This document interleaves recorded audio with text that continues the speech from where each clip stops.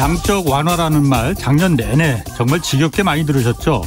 정부가 발행하는 국채를 중앙은행이 돈을 잔뜩 찍어서 사들이고 이렇게 풀린 돈이 경기를 받쳐주는 걸 양적 완화라고 하는데, 정반대로 양적 긴축이라는 통화정책이 또 있습니다. 중앙은행이 그동안 잔뜩 사들였던 국채를 다시 시장에 내다 팔아서 그동안 풀렸던 돈을 회수하는 걸 말하는데, 미국 중앙은행인 연방준비제도가 이 금리를 인상하는 것뿐만 아니라 양적 긴축까지 곧 시작할 것이다, 이런 전망이 지금 나오고 있습니다. 원래 예상은 내후년이나 돼야 양적 긴축이 시작될 것이다, 이렇게 봤는데 어제 열린 미국 연방준비제도 이사회 회의에서 빠르면 올 3월 금리 인상하고 이 양적 긴축도 여름에 시작해야 한다, 이런 의견이 다수 나왔다고 합니다. 인플레가 예상보다 훨씬 세고 또 심각한 상태라서 선제적으로 방어해야 한다는 그런 이유였습니다. 그간 너무 많은 돈이 풀렸으니까 이 돈을 회수하는 긴축은 당연히 시작돼야 할 겁니다. 그런데 어째 미국 중앙은행이 이 긴축 일정을 잘 통제하고 있다기보다는 우왕좌왕, 갈팡질팡하고 있다, 이런 모습이 자꾸 보여집니다. 과거에도 그랬고 급작스러운 통화정책 변경은 미국보다는 다른 나라에 훨씬 더 충격이 컸습니다. 정말 정신 바짝 차릴 때 아닌가 싶습니다. 네, 저는 경제와 정의를 다잡는 홍반장 KBS 기자 홍사원입니다. 홍사원의 경제쇼 출발하겠습니다. 유튜브 오늘도 함께 갑시다.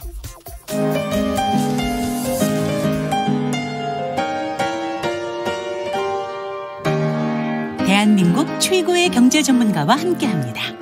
믿을 만한 정보만 쉽고 정확하게 전해드립니다. 홍사원의 경제쇼. 네, 중국의 올해 경제 성장률이 5% 내외로 낮아질 거다, 이런 전망이 나오고 있습니다. 중국 우리한테 매우 중요합니다. 우리와 최대 교역국이니까요. 그래서 오늘과 내일 양일에 걸쳐서 2022년 중국의 경제 전망과 주요 이슈 자세히 좀 살펴보겠습니다. 안유화 성균관대 중국대학원 교수 나오셨습니다. 안녕하세요. 네, 안녕하세요. 새해 복 많이 받으시고요. 네, 새해 처음 만나네요. 오늘 제가 아주 또 기대가 매우 큽니다. 아, 그래요? 눈빛이 반짝반짝 빛나잖아요. 안유화 교수님 나오면은 하도 재밌는 얘기를 인사이트 있는 얘기뿐만을 아주 재밌게 해주셔서. 큰일 났어요. 왜요? 어쩌니까 한자한테 앉아서 상태가 별로 지금 안 좋은데 어떻게 하세요? 최선을 다할게요. 얼굴보다는 네. 그 남자는 뇌생남이라고 하고. 아, 그래요? 뇌가 이제 섹시한 그런. 안유화 교수님은 그런 쪽이니까. 감사합니다. 얼굴 너무 신경 쓰지 마시고 안 드셔도 괜찮습니다. 자, 먼저 한국은행이 중국의 올해 경제 성장률이 한 5% 정도로 예상보다 낮아질 거다, 이렇게 전망을 했어요. 네. 일단 이유가 뭡니까? 그러니까 2020년에 코로나 터지고 났고요. 예. 작년까지 중국의 우리가 3대 성장 엔진, 투자, 소비, 수출이잖아요. 예. 3대 성장 엔진 가운데서 중국 경제를 지금까지 끌어온 거는 2년 동안에 코로나 2년 동안에 주로 수출이었어요. 네. 그런데 올해부터는 어쨌든 앞 두 해보다 코로나 상황이 점점 좀 나아질 거 아니에요. 예. 그러면 유럽이라든가 저기 동남아 이런 국가들이 생산이 정상화가 되면 주로 중국에서 원래 수출이 안 되던 것도 코로나 기간에는 중국만 돌아가는 바람에 중국에서 다 수입해 갔잖아요. 그렇죠. 근데 저쪽 공장들이 돌아가면 이제는 상당 부분이 그쪽에서 공급망이 해결이 되면서 중국 수출이 줄어들게 생기죠. 예. 그러면 올해는 투자, 소비, 수출 가운데서 수출이 전 2년보다는 떨어지고 그럼 투자하고 소비가 올라와 줘야 되는데요. 아시겠지만 중국 소비는 지금 최근 2년 동안 최악이거든요. 소비는 전혀 살아나지 않는 바람에 중국이 CPI가 굉장히 낮게 나오거든요. 소비자 물가 그럼 투자로 가야 되는데 중국의 투자는 사실 지방정부 주도로 돌아왔어요. 그런데 지금 지방정부가 부채가 잘 아시겠지만 워낙 커요. 워낙 크고 지금 거의 펀치 게임으로 새로운 대출로 또 이자를 감고 이러면서 오다 보니까 사실상 여력이 없습니다. 그럼 올해 투자 우리가 기대할 수 있는 성장 엔진은 중앙정부에서 국채를 발행해서 중앙정부 레버리지 낮으니까 그래서 주로 중앙이라는 게 큰 국가 측면에서 해야 되는 인프라 투자들 이런 것들에서 투자 상당 부분을 많이 할 것 같아요. 근데 그거는 한계가 있겠죠. 한계가 있겠죠. 투자 성장 엔진으로 가는 거는. 네. 그래서 올해는 이 3대 성장 엔진 가운데서 소비와 이 수출은 상대적으로 기대가 크지 않고 중앙정부의 인프라 투자를 기대하고 있는데 예. 사실 투자가 중국에서 성장 엔진 가장 크게 역할한 게 부동산이었습니다. 그렇죠. 근데 부동산이 헝다 사례가 터지면서 이제는 부동산 투자가 엄청난 타격 받았기 때문에 예. 투자의 성장 엔진도 중앙정부의 인프라 투자로 가기에는 굉장히 한계가 있어요. 전체 네. GDP에 대한 공헌도가 중앙정부 인프라 투자가 뭐 5분의 1도 안 되거든요. 네. 그러니까 사실은 올해 경제 성장에 대해서 중국 내 오피니언 리더들, 경제학자들, 예. 이코노미스트, 그러니까 메인 싱크탱크라든가 예. 대형 증권사, 은행들이 이코노미스트들이 전망하는 거는 5에서 5.5%예요. 네. 네. 그래서 거의 이런 게 정확해요. 연말에 예. 가서 나오는 게 크게 차이는 안 크거든요. 예. 그래서 우리가 그냥 중국 올해 기대 성장률을 5% 보는 게 맞고요. 예. 그 말을 우리가 중국 투자를 생각했을 때 평균 수익률 투자자 입장에서 평균 예. 수익률을 GDP 성장률로 보통 잡거든요. 예. 그럼 5%로 잡는 게 메이크 센스 하다. 예, 그렇게 일리가 있다 이거죠. 예, 예, 그 정도는 만약에 좀 그래도 좀 연착륙이 되면서 정상으로 갔을 경우에. 예. 조건이죠. F. 그러니까 만약에 정상으로 갈 때 예. 기대 수익률이 5%로 보고 있고요. 중국에서는 중국의 경제 잠재적 성장률을 5%로 보고 있습니다. 그러니까 거의 비슷하다고 보는 거예요. 그렇군요. 그래서 그냥 거의 그게 무난한 사람들의 주요 생각인 것 같아요. 네. 그럼 지금 중국 경제 당초에는 원래 네. 작년 연초에도 뭐 다른 나라 국제 금융기관 이런 데는 뭐 8% 9%고 받지만은 중국 공산당은 6%로 그것도 보수적이라고 했는데 맞아요. 그보다 좀 낮게 되는 거는 수출의 생각만큼 지금 네. 여의치 않다. 네. 그게 가장 결정적인 거고 네. 그리고 이 소비에서 이 부동산 있고. 문제가 또 엄청 크고요. 발목을 잡았다. 그럼 그 부동산 문제는 지금 어쨌든 헝다 사태에서 이게 뭐 그러니까 그 전부터 계속 곪고 있었는데 헝다 사태로 이게 드러나 버린 거잖아요. 촉발이 된 거죠. 네. 일단 헝다 사태는 지금 어떻게 돼가고 있습니까? 요즘도 뉴스에서는 안 보이던데 잘. 그게 맞는 거예요. 왜냐하면 생각해 보세요. 중국 정부 입장에서는 헝다 사례가 너무 오히려 중국의 상당 부분의 국민들이 헝다 이렇게 된 거 잘 모를 수가 있어요. 어떤 사람들이 알 수가 있냐면 헝다 부동산을 분양받은 사람들. 그다음에 그 분양받은 사람들이 지금 집을 못 받게 됐잖아요. 그럼 그 주변의 일가 친척들 친구들 정도 알겠죠. 근데 전 14억 인구로 봤을 때 과연 헝다 이 사례에 대해서 우리처럼 심각하게 생각하는 사람이 많지는 않을 거예요. 주요 원인은 언론에서는 이걸 굉장히 중점으로 다루는 걸 못하게 하겠죠. 이번에 그 하이난도에 있는 그 헝다 그 시티도 지금 다 폭발했거든요. 그 정도로 지금 폭발시켰거든요. 그 정도로 헝다는 그냥 간단하게 보면 이제는 정부가 이미 관리에 들어갔기 때문에 끝났다고 보면 되는데 헝다 자체는 우선 끝났죠. 네, 이제 끝났고요. 그런데 단지 중국 정부가 제일 우려하는 이 사태가 커지거나 부각되거나 최대한 조용히 스무스하게 이게 물밑에서 정리가 되는 걸 원하겠죠. 네. 그런데 안 교수님이 작년 12월에 그 경제쇼에 나오셔서 기억력이 너무 좋으세요. 그거 하나로 제가 살아남았다니까요. 그러니까요. 너무 다 기억하고 계세요. 작년 12월에 올해 3월에 중국 경기가 어떻게 될지 결정 난다. 맞아요. 그러면서 그거 비싼 답이라서 그때 답을 제대로 잘 안 하셨어요. 그런데 수지가 맞아야 되니까. 그 3월이라고 못 박은 이유가 어쨌든 부동산 경기를 중국 정부가 어떻게 이걸 해결을 하느냐라고 하셨거든요. 뭐 아직 3월은 안 됐습니다. 그런데 지금 한 달 정도 지났으니까 지금 봤을 때는 어떻습니까? 그러면은 우리 기자님이 물어볼 거 알고 기억력이 좋으시니까 올 때 택시 타고 올 때 또 고민하고 있었잖아요. 오늘은 꼭 물어볼 거야 아마 이러면서. 그래서 또 새해고 하니까 선물을 드려야 되잖아요. 선물 좋다. 그래서 조금 더 디테일하게 드릴게요. 어쨌든 작년 하반기부터 특히 말일부터 중국 정부가 돈을 풀고 있잖아요. 지수율 지금 2번 넘게 내렸고 지금 올해 상반기만 한 3번 넘게 내릴 것 같고요. LPR도 이제 지금 이미 금리 인하 시작이 됐고요. 무대 대출 금리. 그래서 작년에 제가 3월에 얘기 드린 거는 그게 거시경제적으로 이게 효과가 나오는 통계에 잡히는 거는 한 1분기 지나야 된다. 그래서 그 말씀 드렸고요. 꽤 많은 사람들이 그 만약에 미국이 진짜 우리가 예측하는 게 한 5월 정도 되면 적어도 5월 지나면 미국에서 이제 긴축으로 들어가잖아요. 막 금리 인상하고 막 이러면 3월부터 들어간다는 얘기 있어요. 근데 요즘에 점점 부정적이에요. 3월은 좀 이르다. 알겠습니다. 그래서 한 5월 혹은 막 여름이라는 얘기도 있고 어쨌든 우리가 5월로 생각했을 때 그러면 3월에 하면 너무 늦지 않냐 이렇게 생각할 수도 있잖아요. 그래서 좀 빨리 할 수가 없냐 이런 호기심이 있을 거 아니에요. 투자자들 입장에서는. 왜냐면 올해 지금 어제는 포트폴리오를 또 구성을 해야 되니까.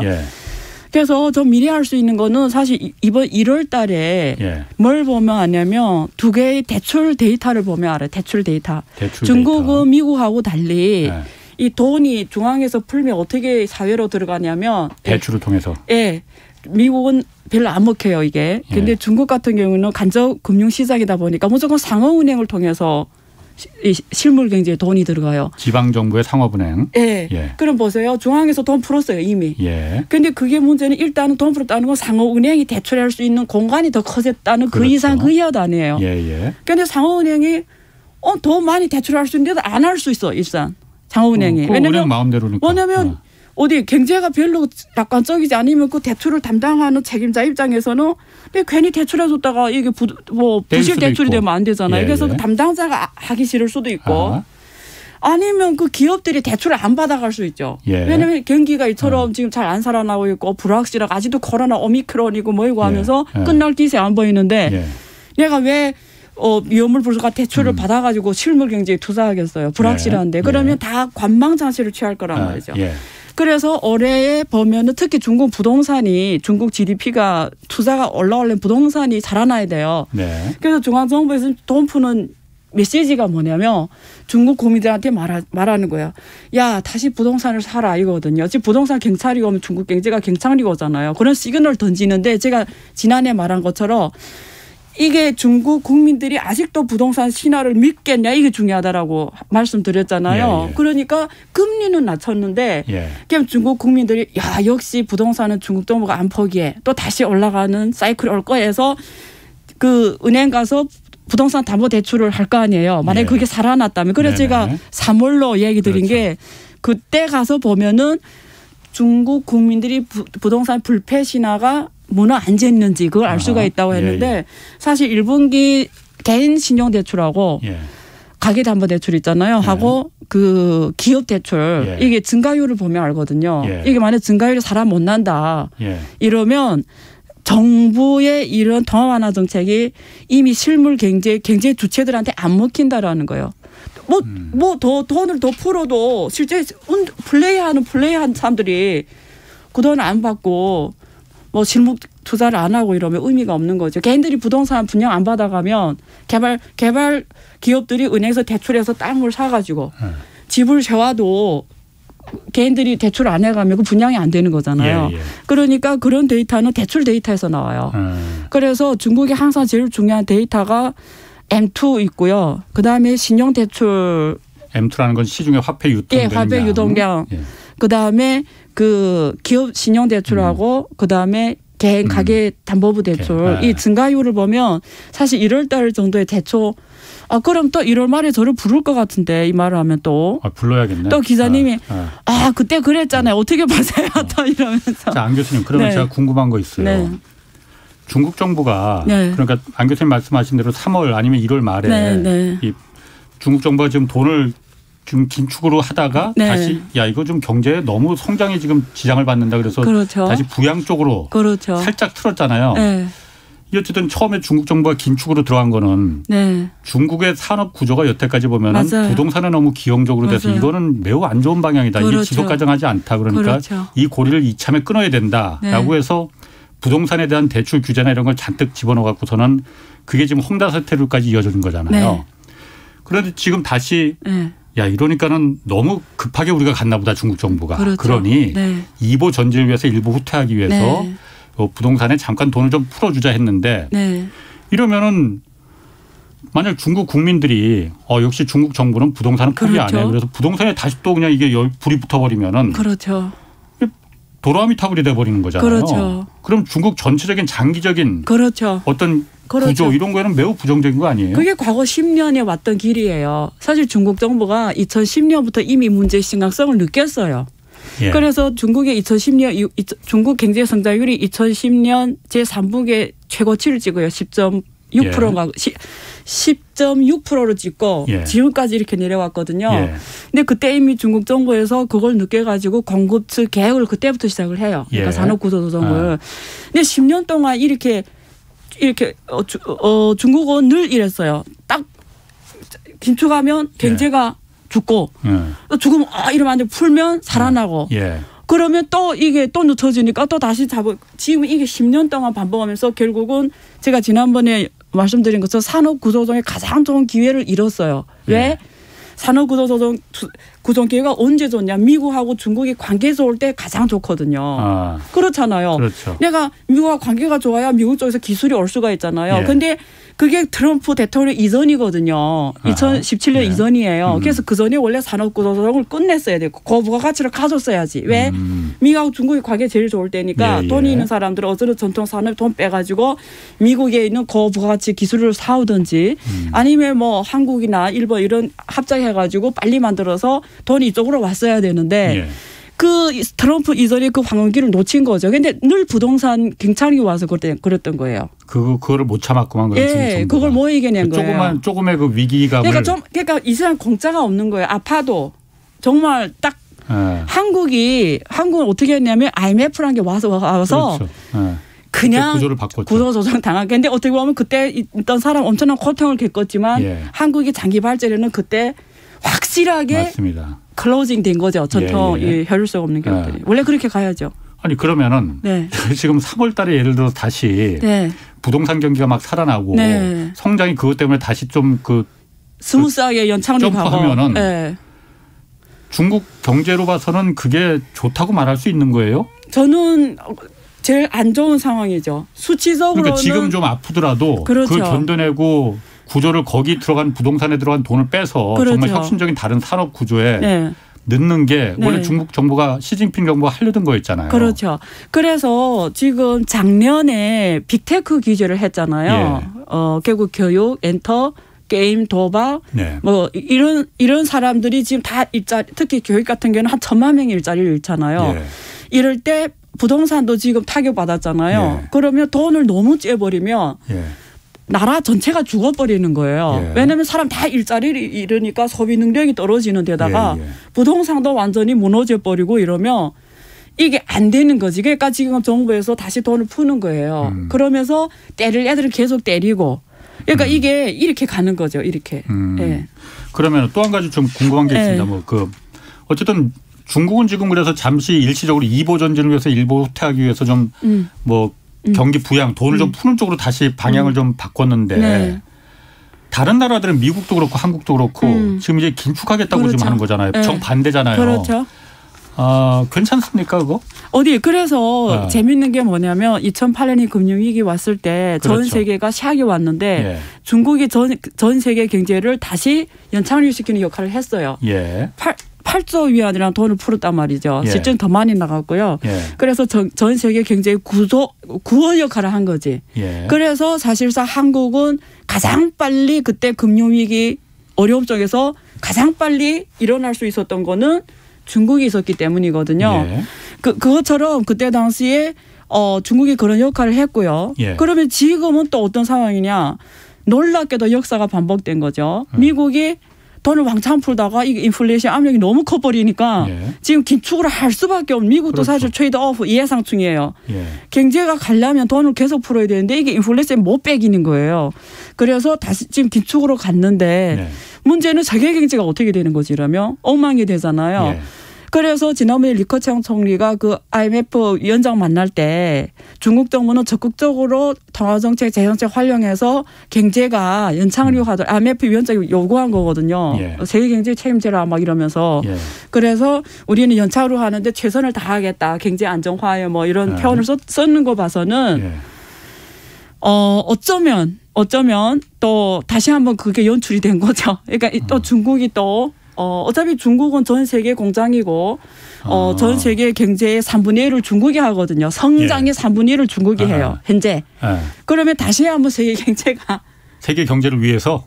아니 그렇다기보다 놀랍게도 그 캐릭터에 또 왔다라는 거지. 그러니까 또 2018년 그 경제 위기 그리고 그때하고 지금 똑같이 상황이 되는 거잖아요. 근데 미국은 긴축하고 중국은 풀고. 그런데 그때 그 역할을 할 수 있냐는 다른 문제예요.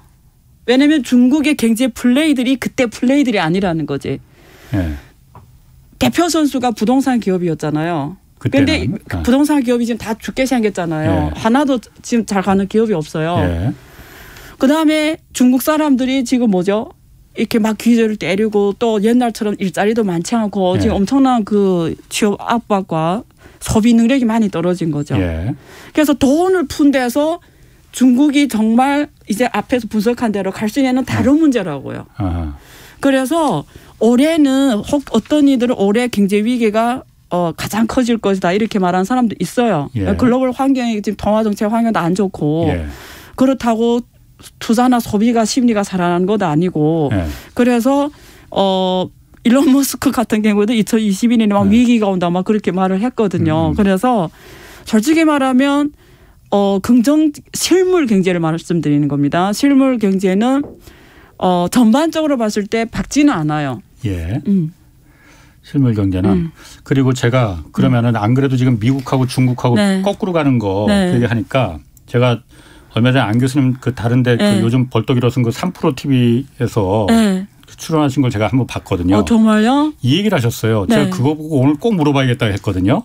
진짜요? 그러니까 미국과 중국이 서로 으르렁대고 좀 겉으로는 싸우잖아요. 그런데 미국은 맞아요. 금리를 내리고 긴축으로 들어갈 테니까 이러면 세계 경제가 다 죽을 소니 중국 니네들이 좀 여력이 있으니 그런 가능성이 좀 있다. 이렇게 하면 안 될까? 서로 짜고 치는 거 아니냐. 그런 가능성이 있다고 보는 거죠. 진짜로? 서로 이렇게 으르렁거리고 싸우는데. 근데 그게 무료로 할 거 아니잖아요. 중국 정부가. 그게 무슨 요구를 했겠지. 그중에 하나가 관세 인하입니다. 그러니까 제니 옐런 재무부 장관이 중국 관세 이거 일부 부분은 저 고율 관세 풀어줘야 된다고. 그럼 그걸 당근으로 선물로 준 거예요, 그러면? 그래서 올해 제가 전망하는데 올해 미국하고 중국 관계에서 관전 포인트는 관세 인하예요. 관세를 진짜 인하해 주느냐 안 해주느냐. 할 것 같아요. 제 생각에는 하는 게 할 거예요. 그래야만이 중국도 수출길이 좀 트여서 소통이 좀 튄다 이거죠. 서로 윈윈이 되는 거죠. 아까 말씀하셨듯이 미국도 중국 좋고, 수출이 안 되니까. 미국도 인플레이션 압력이 떨어질 거고요. 중국도 좋고. 미국은 인플레이션 압력이 중국 관세를 내려주면 왜 떨어집니까? 관세라는 게 뭐죠? 들어갈 때 관세만큼 물가가 20% 붙는 거잖아. 25%가. 그게 다 CPI예요. CPI. 소비자 물가지수에 다 반영이 된다 이거죠. 관세 떨어지는 만큼 미국의 인플레도 떨어질 테고. 또 중국도 그럼 경제가 어느 정도 좀 살아져서 미국이 긴축을 하더라도 중국이 좀 부양을 하면은 그 역할을 해주는 거죠. 쿠션이 될 수 있다 이거죠. 진짜 서로 그렇게 물밑에서는 저는 그럴 가능성이 높다고 생각하는 게 이미 팀이 만들어졌거든요. 그러니까 미국과 중국 간에 이런 서로 조화롭게 문제 풀자는 팀이 뒤에 만들어졌어요. 공개한 사실은 아닌데 서로 관계에 대한 이런 조정을 할 수 있는 이 팀이 만들어서 서로 계속 이런 논의하며 가거든요. 지금. 그래서 저는 충분히 가능성이 있다고 보죠. 아니 그런데 그렇게 팀까지 만들고 우리 사이좋게 지내자 이렇게 하는데 뭐 지난번 알래스카에서도 그렇고 만나면 서로 으르렁대고 쌍욕하고 막 그거 아세요? 싸우잖아요. 부부간에 관심이 없으면 안 싸워요. 그래요? 똑같은 문제예요. 사람이 제일 무서운 게 뭔지 알아요? 무관심. 싸우지 예를 들면 댓글에 저를 엄청 욕하잖아요. 그건 관심이 있는 거예요. 댓글이 하나도 없는 게 슬픈 거지. 똑같은 사실이에요. 맞습니다. 자 그러면은 그리고 또 중국의 그 물가 상승률이 제가 궁금한 게 좀 몇 가지가 있어요. 하여튼 우리나라에 직접적으로 중국 물가 지금 소비자 물가는 사실 그렇게 높지가 않아요. 2.3%. 그런데 생산자 물가가 공장에서 이 생산 원가 이 물가는 엄청 높잖아요. 이건 뭐 13%막 이렇게 나오더라고요. 13.6%. 일단 원래는 생산자 물가가 이렇게 높으면은 그걸 소비자 물가에 전가를 시키는 게 당연한 거잖아요. 중국은 이거 그럼 통제하고 있는 겁니까 그러면은? 어떻게 생각하세요? 그럴 것 같아서. 저도 이제 서당계 1년 되다 보니까 좀 보는 눈이 생겼습니다. 그거보다도요. 그 부분도 있어요. 그 요인도 있는데 그거보다도 사람들이 돈 안 쓰는 거죠. 소비를 안 하는 거죠. 소비를 안 하는 게 그 소비 능력이 떨어진 거죠. 예. 그러니까 CPI 어떤 때 CPI 물가가 올라가죠. 물건은 100개밖에 없는데 너도 나도 사겠다 할 때 올라가는 거거든요. 소비자 물가 지수가. 그렇죠. 근데 아무리 이게 원가가 이게 원래 50원 하던 원가가 80이 됐어. 그래서 100원짜리를 120에 내놨어.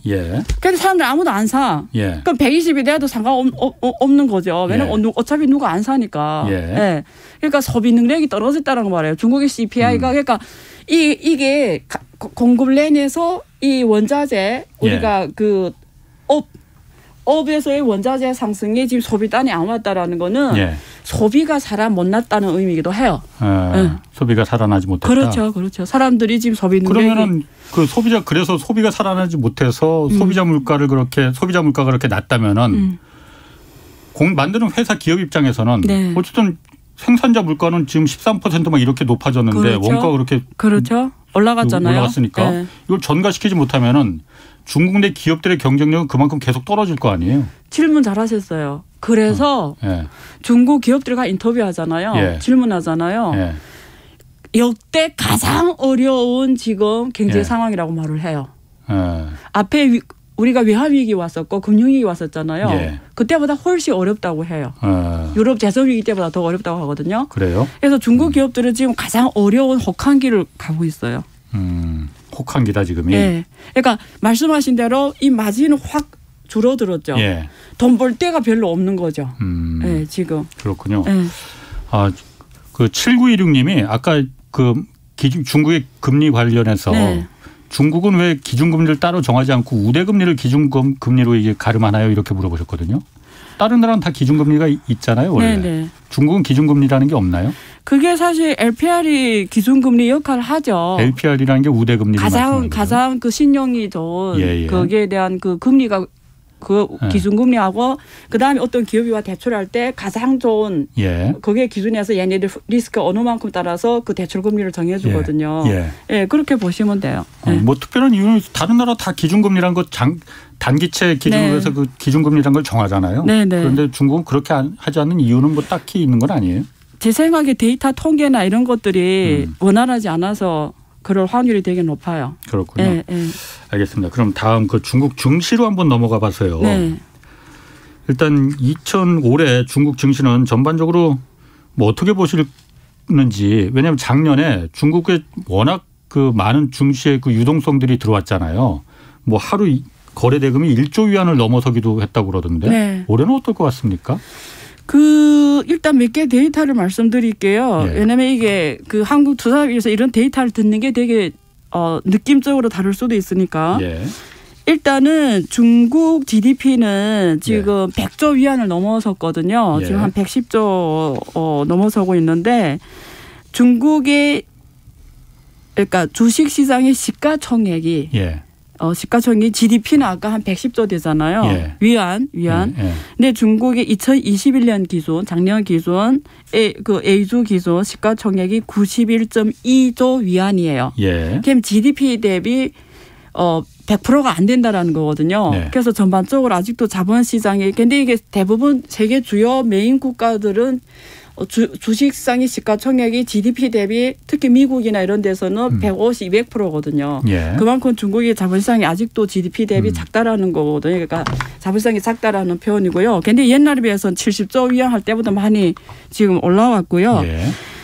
그다음에 중국의 주식 투자자가 지금 1.9억 명인데 1.9억 명인데 작년 시장이 어떤 시장이었냐면 1인당 5만 위안을 벌었어요. 작년 전체 1.9억 명의 주식 투자자가 원화로 말하면 한 1,000만 원.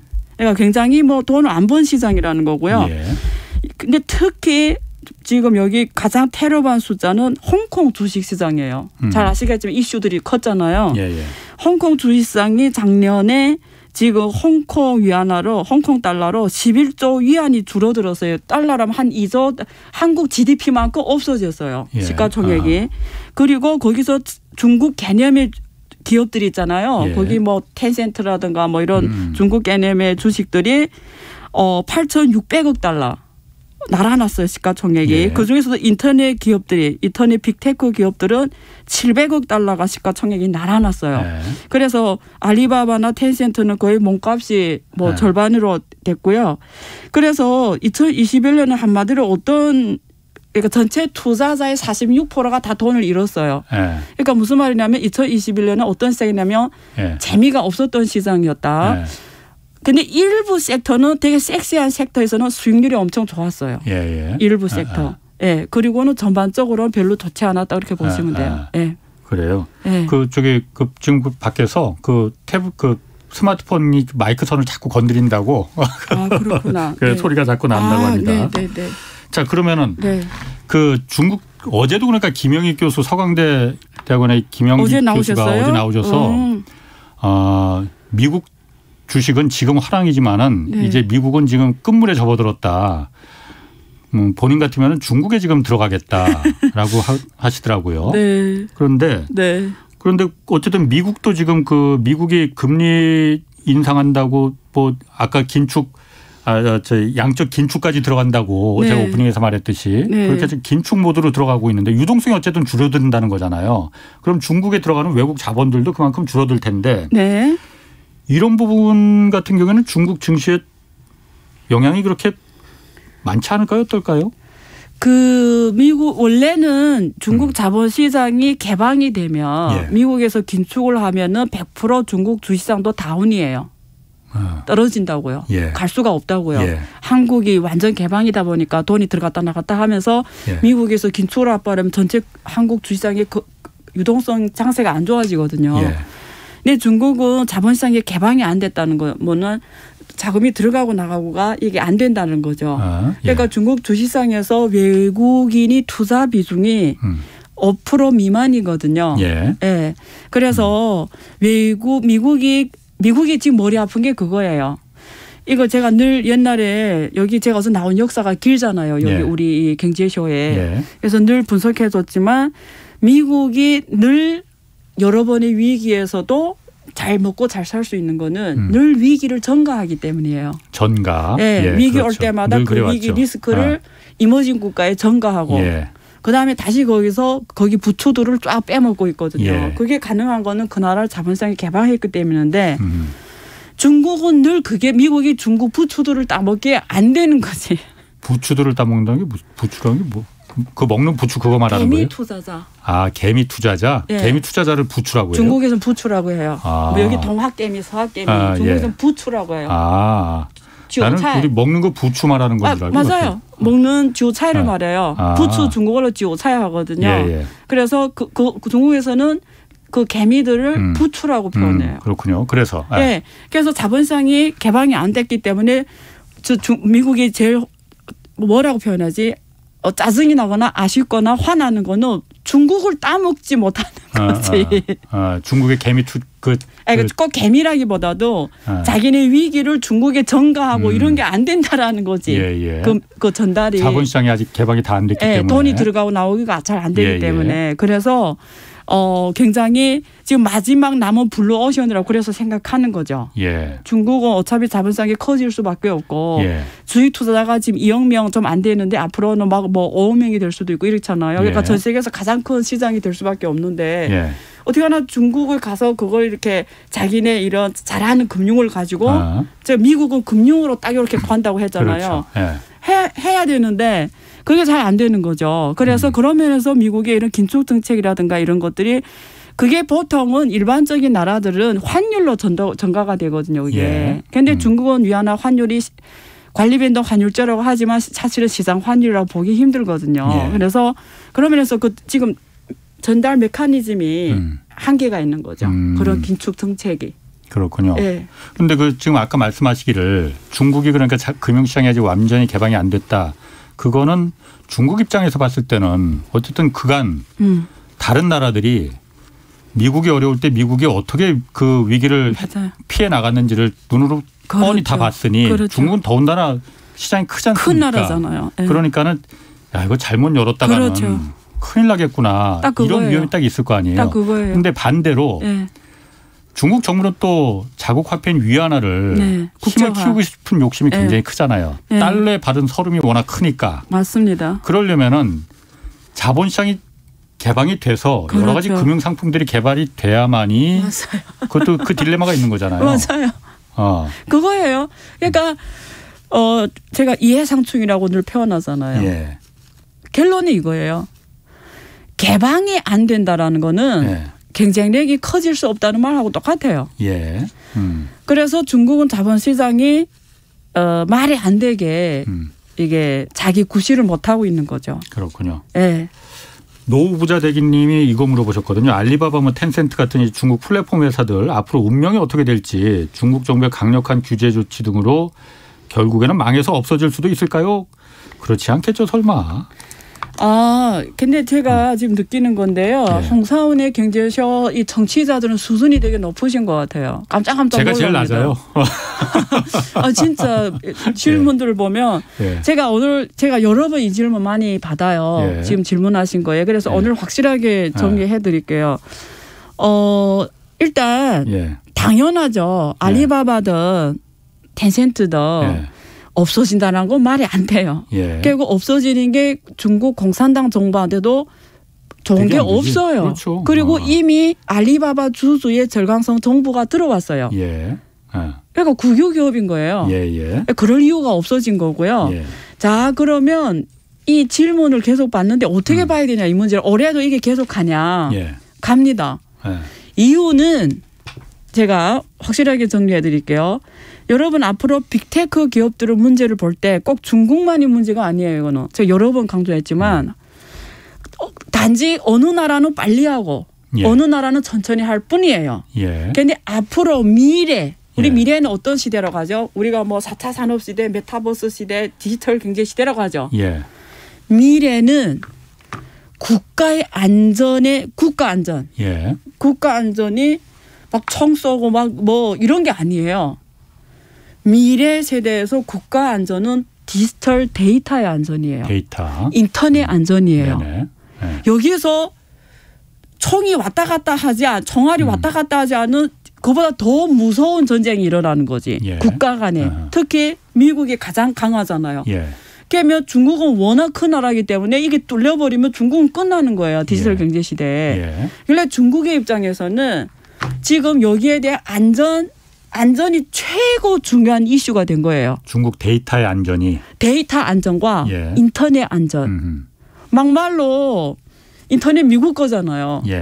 아예 인터넷 차단시키고 중국을 못 쓰게 하면 중국 전체가 끝나는 거잖아요. 그럼 미국도 사실은 거의 끝나겠지만 무슨 뜻인지 아시겠죠. 그래서 미래 디지털 경제, 미래 4차 산업시대, 미래 메타버스 이런 시대에서는 인터넷 안전과 네트워크 안전과 데이터 안전이 핵심입니다. 그래서 중국 정부가 지금 하고 있는 게 뭐 어떤 우리가 일각에서 어떤 전문가들이 시진핑이 뭐 자기 적수 뭐 관련 기업을 뭐 없애고 이렇게 뭐 정치적으로 푸는 사람들 있잖아요. 그렇게 보는 거는 중국이란 큰 나라를 너무 작게 보는 거예요. 뭐 그런 부분들이 있을 수도 있어요. 근데 그렇게 문제를 보는 것보다 우리가 미래의 어떤 큰 흐름에서 이 문제를 분석해 드리면 현재 앞으로는 중국이 이쪽에 관리가 이렇게 갈 거예요. 세 개 법률이 제일 중요해요. 세 개. 하나는 뭐냐면 여러분은 언론에서 보셨을 거예요. 그러니까 2020년 4월에 나온 网络安全审查办法라는 게 있어요. 알아들으셨어요? 듣긴 들었지만 무슨 말인지 모르죠. 제가 번역해 드리면 네트워크 안전 심사 방법. 그게 그래서 이제 뭐 샤오미라든가 뭐 이런 빅테크 기업들이 거기 그 미국 상장이나 이런 거 못하게 하는 거예요. 왜냐하면 거기에 인터넷 안전이 있고요. 두 번째 중요한 법률은 뭐냐면 网络产品和服务安全审查办法라는 게 있어요. 그 네트워크를 이용한 그 상품들이 있잖아요. 예를 들면 이런 거죠. 우리가 유튜브를 자주 보게 되면 거기에 딥러닝 기술을 써가지고 나한테 맞는 알고리즘만 계속 추천하는 거지. 알고리즘 돌아가서 내가 관심 있는 주제만 계속 오는 거예요. 이런 것도 지금 중국 정부 관리에 들어갔거든요. 그럼 사람들이 계속 한 방향 정보만 접하게 되는 거지. 자기 원하는 정보만. 그러니까 이런 들에 대한 관리를 앞으로 지금 확대하겠다라는 거고요. 그다음에 데이터 안전입니다. 데이터 안전. 그래서 이런 차원에서 지금 빅테크 기업들을 지금 하고 있는 거예요. 그래서 미국 상장도 그래서 못하게 하는 거예요. 미국에서 상장 왜 못하게 하냐면 그전에는 안 그러다가 미국 어제는 그 SEC에서 증감위에서 중국 기업들이 상장에 대한 정보 더 많이 공개해라 이렇게 되니까 거기 상장한 게 대부분 다 빅테크 기업들이거든요. 그러니까 중국 정보가 다 빠져나간다는 거지. 다 외국에. 그래서 그런 차원에서 이런 상장 규제라든가 그리고 반독점 규제라든가 박독점 다른 이슈도 있지만 어쨌든 뭐 이런 차원에서 이루어지는 거니까 이게 뭐 하루 하고 뭐 안 하고 하루 이런 개념이 아니에요. 이거는 국가 안전과 직결되는 개념이에요. 특히 공산당이 이끄는 중국의 미래 안전하고 연관되는 거예요. 그런데 아까 말한 그 알리바바나 뭐 텐센트 같은 그런 데이터 기업들이잖아요. 데이터를 생명으로 해서 그걸 통해서 이제 플랫폼을 독점하고 그런 거잖아요. 그 기업들이 가장 중요한 게 데이터인데 그 데이터를 갖다가 함부로 이용하지 말고 다른 나라와 공유하지 말고 특히 미국에 넘기지 말고 그러라고 하면은 그 기업은 발전하지 말라는 더 이상 혁신하지 말라는 얘기나 마찬가지 아닙니까? 그렇죠. 그래서 지금 굉장히 다행인 거는 한국도 메타버스가 요즘에 완전 뭐 핫한 개념이잖아요. NFT도 핫하고. 중국도 지금 엄청 핫해요. 메타버스 개념이. 중국에서는 웬 위저우라고 하거든요. 중국 정부가 오히려 막 그 지원하고 막 그런다고 그러더라고요. 그래서 이런 기업들이 이런 중국의 메타버스 주역들이 이제 이런 기업들이에요. 알리바바, 텐센트 이런 애들 빅테크 기업들이에요. 그래서 중국 지방정부에서 이제는 이런 빅테크 기업들과 같이 메타버스 시대에 지방정부가 다 올라가는 거지. 그 작업을 지금 하고 있어요. 근데 중국은 어마어마하게 큰 나라잖아요. 그 자체마다 엄청난 시장이에요. 그래서 63조 시장이라고 열린다고 그러잖아요. 그만큼 큰 시장인 거죠. 아니 그 메타버스도 역시 마찬가지로 그 데이터를 기반으로 해서 어차피 돌아갈 텐데 중국 정부가 그거는 그럼 왜 육성을 해요 그러면? 하긴 육성을 안 할 수는 없겠지만. 그러니까 잠깐만 여기 개념 정리가 필요한데요. 못하게 하는 게 아니라 규범화 한다라는 거지. 못하게 하지만 이게 아니라 하기 전에 나한테 심사를 받고 하기 전에 나한테 내내 이런 안전 문제가 있는지 미리미리 말하라는 거예요. 하지 마가 아니에요. 그건 아니에요. 근데 다 일일이 그 정부가 하나하나 나한테 허락받고 해 이러면은 그게 혁신적인 기업들이 그 무슨 그래서 중국을 그렇게 보지 말라니까 다 나라도 이 문제 온다니까요. 한국도 올 거예요. 왜? 국가 안전하고 연결된다니까요. 이거는. 국가 안전하고 연결된다. 제 말을 나중에 기억하셨다가 또 질문하세요. 한국도 온다니까요. 그렇게까지 뭐 총칼이 오고 가지는 않지만 그보다 더 무서운 국가 안전에 그렇게까지 위협이 될까요? 그게? 하나만 예를 들게요. 가슴에 확 닿게 말씀드릴게요. 그럼 저녁 사셔야 돼요. 원래 이거는 말씀 안 드리려고 했는데. 제가 밥 한번 살게 그러면은. 오늘 사는 건 아니고요. 그런 거예요. 그러니까 예를 들면 테슬라. 자율주행 자동차. 여기 서울의 구석구석 다 전체 전기 자동차가 다 테슬라 자동차가 다녀. 자율주행 자동차가. 그게 이름이 자동차지 레이더하고 센서예요. 그 자동차가 가면서 주변의 건물, 주변에 다 그 테슬라 안에는 그 소프트웨어 다 들어가는 거예요. 근데 그걸 미국이 테슬라가 미국한테 줬어. 그러면 북한이라고 가정하. 북한에 테슬라 자율주행 자동차가 달려. 그럼 그 데이터가 테슬라 다 들어가는데 미국이 정부에 넘겼어 하면 그거는 다 들여다보고 김정일이 어디가 있고 마이크로 어디가 있고 다 보는 거죠. 가슴에 닿았어요. 그래서 내가 밥 한번 사야겠네. 가슴에 닿았냐고요. 다소 와닿습니다. 확 닿죠. 그래서 이제 국가 안전에 직접적인 위협이 될 수 있다 이거죠. 그래서 국가 안전을 위해서 한국은 자율주행 자동차의 강국이 돼야 돼요. 자체 시스템을 갖고 있어야 되고요. 자체. 테슬라 말고. 당연하지. 한국 자동차가 한국의 거리를 누벼야 된다라는 거예요. 알겠습니다. 그리고 끝났어요? 아니 아직 안 끝났어요. 동계올림픽 이제 그 다음 달에 열리잖아요. 네네. 제가 여기서 동계올림픽에서 관심 있는 게 디지털 위안화 이게 그 유통시키기 위해서 전자지갑 그 애플리케이션을 앱을 앱스토어에 올렸다고 해요. 중국 정부가. 이거 어떤 의미 있습니까? 디지털 화폐를 본격적으로 중국 정부가 동계올림픽 계기로 해서 한번 해보자 이건가요? 그거보다도요. 예. 많은 분들이 이게 CBDC 뭐 디지털 화폐 이러니까 되게 고첨단 단어로 들리잖아요. 어려운 단어로. 첨단이지 그게. 첨단 아니에요?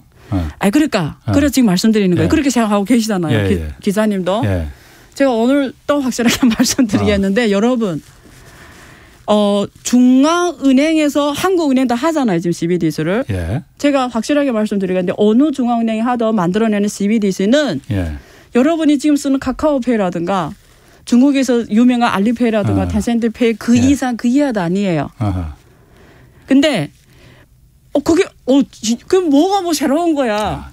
중국 정부가 하는 거다. 중앙은행이 하는 거라죠. 그래서 차이가 어디에 있냐면 민간이 하는 거 중앙은행이 만드는 디지털 똑같은 거라는 거예요. 우리 보기에. 근데 뭐가 다르냐. 중앙은행은 뭐가 있죠. 발권력이 있는 거잖아요. 그렇죠. 근데 그게 뚫리면 안전이 뚫리면 어느 그 뚫린 뚫린 사람 뭐라고 표현하지? 우리가 중국어로 헤이커라고 하는데 갑자기 생각 안 나네. 한국 단어가. 뚫은 사람 해커 말하는 거예요? 해커. 중국어로 헤이커라고 해. 제가 하나 가르쳐드렸으니까 밥 한번 또 사셔야 하네 저한테. 미치는 느낌인데. 그래서 해커가 그 중앙은행 그걸 뚫어버리면 숫자만 고치면 마음대로 돈을 빼가는 거잖아요. 그래서 CBDC도 블록체인 기술 응용하고 막 그런 거 아니에요? 그렇죠. 그래서 블록체인 암호화 기술을 넣고 확실한 건 중앙은행에서 만드는 이거는 절대 뚫리면 안 되는 거야. 그렇죠. 그래서 가장 큰 차이가 안전이에요. 그래서 암호화 기술을 쓰는 거고요. 그래서 많은 나라에서 아직도 못하고 있고요. 중국이 이미 재작년에 이미 심천 시작으로 시작이 됐는데 시범화가 지금도 계속 실험하는 거예요. 왜? 해봐야 되는 거지. 문제 터지면 안 되니까. 또 무슨 문제가 발생할까. 그래 이번에는 올림픽에서 또 이런 시나리오 한번 써보고 계속 해봐서 문제를 계속 발견하는 거지. 어디서 뚫릴까. 이거 절대 뚫리면 안 되는 거 이거는. 그런 문제 있지. 똑같아 앱이에요. 그냥 이게 이제 블랙 이런 데 들어가서 알리페이나 뭐 카카오페이나 똑같다 이거죠. 똑같아요. 그러면은 중국 정부는 그걸 왜 자꾸 계속 해보려고 하는 거예요? 민간만 그냥 하게 놔두지 왜 중국 정부가 그거 뚫리면 정말 국가가 크게 책임을 져야 되는 거잖아요. 그것도 확실하게 말씀드릴게요. 가슴에 확 닿게. 궁금하시죠? 오늘 가슴 여러 번 뚫리네. 예를 들면 디지털 통화라는 거는 딱 현금을 대체하는 거예요. 그럼 기사님이 내가 미국을 돈 들고 나가. 그러면 이게 트렁크에다가 해관을 건너가는데 얼마 이상 못 갖고 나가게 하잖아요. 그런데 디지털 앱에 얼마 있는지 해관이 어떻게 알아요? 내 앱에 그냥 돈이 현금이 이 안에 있는 거잖아요. 그럼 내 현금을 들고 나가는 게 좋아요? 그냥 앱에 그냥 현금이 이 앱으로 돼 있잖아요. 당연히 앱으로 들고 나가는 게 편하죠. 그럼 중국 정부에서 베네핏이 뭘까요? 위안화 국제화가 편리해지는 거지. 위안화가 해외에서 많이 유통이 되는 게 너무 쉬운 거지. 지금 외국인도 이번에 올림픽에서 외국인도 중국 핸드폰 번호만 있으면 그걸 다운받고 쓸 수 있어요. 중국 디지털 위안화를 외국인들도 쓸 수 있게 해줬다는 거죠. 이번에 그래서 동계올림픽 그거 처음 하는 거예요. 그러니까 또 거기서 해보는 거 또 무슨 문제 발생할까. 전달이 됐죠? 오늘 너무 많은 거 알려준다. 그러면은 미국이 엄청 싫어할 텐데. 말씀하신 대로 위안화 국제화를 위안화를 달러에 대항하기 위해서 뭐 여러 번 얘기가 나왔지만은 그런데 미국이 그래서 이번에 올림픽 외교적 보이콧 한다고 그러는 걸까? 정치 얘기 저는 안 하겠습니다. 그런데 한 국가의 통화가 국제화가 되냐는 본질적으로 그 국가의 신용 문제예요. 한 국가의 통화가 국제화된다는 말은 이쿠어 같다. 그 국민이 국제화가 돼야 되고요. 국민이 소질이 국제화가 되고 그 국가의 기업들이 국제화가 되고 그 국가의 기술이 국제화가 돼야 되고요. 세계에서 경쟁력이 있어야 신용인 거예요. 결국은. 그렇죠. 이게 맨날 들고 나가기 편하다서 되는 게 아닙니다. 전달이 됐죠? 알겠습니다. 시간이 그렇게 많지 않은데 한 가지만 더 그럼 만약 디지털 위안화가 된다면은 가상화폐는 그게 긍정적인 영향은 안 되겠네요. 상관이 없어요. 상관없어요? 왜 상관이 없을까? 풀려면 시간 걸리는데 어떻게 하지? 20초만 간단하게 왜 상관없는지 한마디만 하면 가상화폐는 특수 필요한 층이 있어요. 뭐 간단한 지하금융이라든가 그게 CBDC를 쓰면 안 되는 거잖아요. 다 뚫려 있는데. 전달이 됐죠? 그렇군요. 알겠습니다. 어쨌든 오늘 좀 그 모자란 부분은 내일도 출연하시니까 내일 이어서 계속 좀 제가 좀 질문 좀 드리겠습니다. 아이고, 자, 오늘 여러 가지 말씀 감사드리고 제가 밥 한번 꼭 모실 테니까. 지금까지 안유아 성균관대 중국대학원 교수 함께했습니다. 고맙습니다. 네, 감사합니다. 자, 안유아 교수님 내일 한번 더 모시겠습니다. 오늘 여기까지 하겠고요. 지금까지 경제와 정의를 다잡는 홍반장 홍사훈의 경제쇼였습니다.